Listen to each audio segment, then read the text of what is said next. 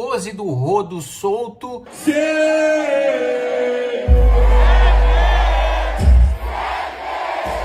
E Léo Lins preso. Aqui, ó. Tu é fiscal do Detran? Irmão, faz uma rotatória aqui, vamos lá. Tirou onda, velho! Aí, ó! Porra, cara! Tirou onda, vou dar um presente pra ele depois. Tu calça quanto? Aro 18? Não sei. 8 anos de cadeia em regime fechado por causa de um show de comédia, enquanto um sujeito que faz apologia ao crime e que está sendo investigado por envolvimento com tráfico de drogas é solto por um habeas corpus concedido pelo Tribunal de Justiça do Rio de Janeiro. Mas nem tudo é notícia ruim. A polícia, já esperta e acho que esperando que fosse ser concedido habeas corpus por Pose do Rodo, já deflagra uma outra operação contra a mulher do Pose do Rodo, demonstrando que ela poderia ter lavado aí cerca de 250 milhões de reais para o Comando Vermelho, ou seja, explicitando uma suspeita que nós do MBL fomos os primeiros a vocalizar, de que não apenas a apologia ao crime por parte de determinados MCs, mas o envolvimento direto com facções criminosas, fazem parte de uma divisão de propaganda de facções criminosas, e não se trata meramente de MCs que admiram facções criminosas, isso por si só já seria um absurdo, mas de gente que tem participação nessas facções, inclusive lavando dinheiro para elas, né? Então, a gente vai falar sobre isso logo depois que você se inscrever no canal, clicar no sininho para receber as notificações, deixar o seu like, compartilhar esse vídeo,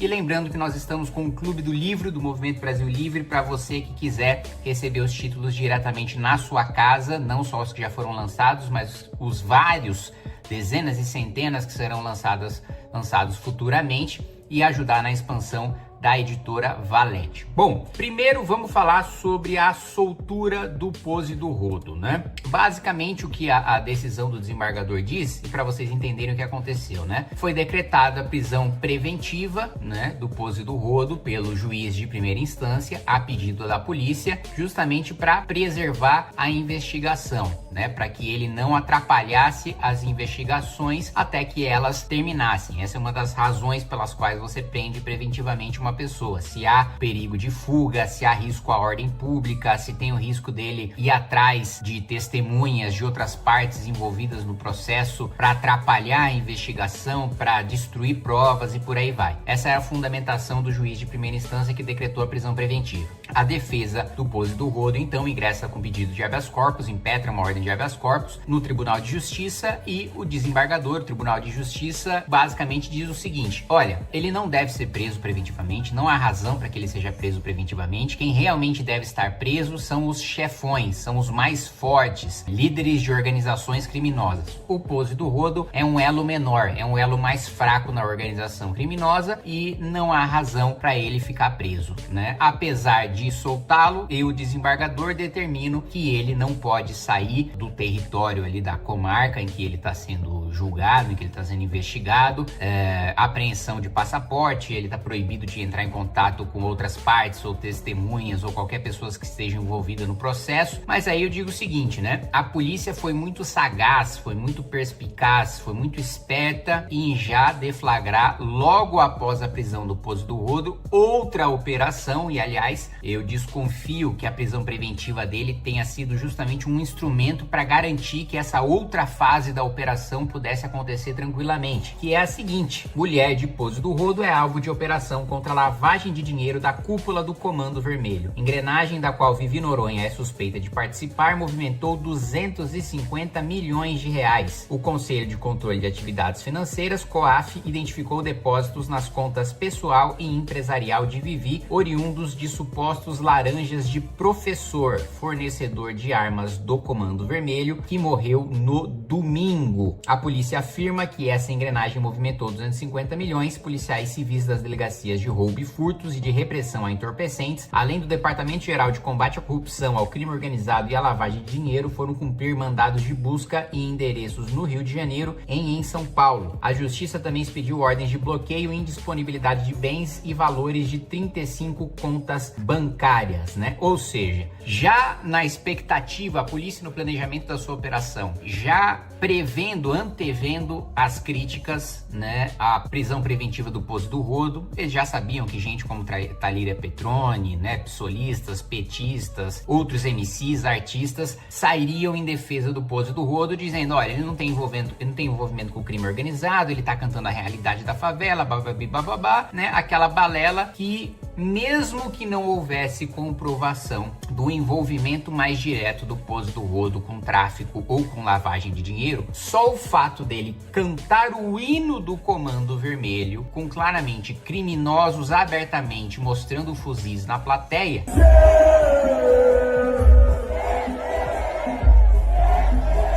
já mostra, primeiro, já comete o crime de apologia ao crime. Uma coisa é você narrar, cantar, contar num filme, numa história, a realidade do crime que existe, onde você nasceu, onde você cresceu, ou um lugar pelo qual você se interessa, ou tem algum vínculo afetivo. Outra coisa é você cantar um hino de uma organização criminosa. Por isso que nós defendemos a declaração de guerra contra o crime organizado. E dessa declaração de guerra, as pessoas precisam entender que ela não é retórica.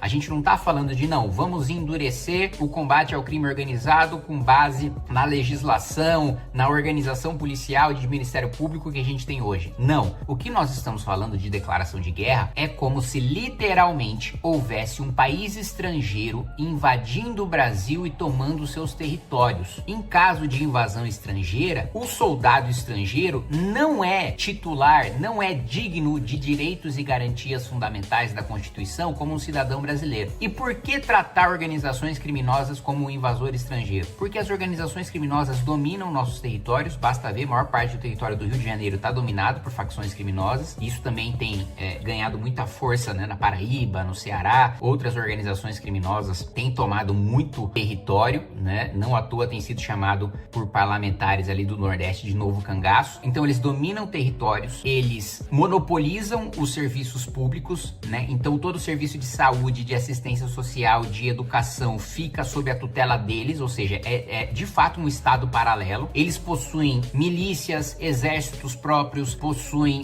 armamento próprio, inclusive armamentos que muitas vezes as nossas próprias forças armadas não têm acesso. Eles possuem hino próprio, bandeira própria. Então de fato é uma nação estrangeira nos invadindo. E declarar guerra significa mandar soldados e organizar operações militares para retomada desse território e, de fato, tratar esses traficantes, esses faccionados, como inimigos invasores estrangeiros. Retomando o meu raciocínio, né? A polícia foi esperta porque já previu essa repercussão da prisão do Poço do Rodo. E aí, logo em sequência, salvo engano, 5 dias depois, já faz a operação contra a mulher dele, mostrando que não é apenas cantar o hino e fazer apologia ao crime. Também é envolvimento direto com a facção. E não é um envolvimento que qualquer Zé Mané tem. É um envolvimento de 250 milhões de reais em lavagem de dinheiro. Ou seja, diferente do que o desembargador afirmou, é de alguém que ocupa a posição de comando em facção criminosa. Não é de um sujeito menor. Não é de uma pessoa que ocupe um cargo ali subalterno, irrelevante dentro de facção criminosa. Não, é coisa de gente grande. E aí, paralelamente a isso que ocorre, nós temos a notícia hoje, né, da justiça condenar o humorista Léo Lins. Isso é uma coisa que o Danilo Gentili fala muito, né?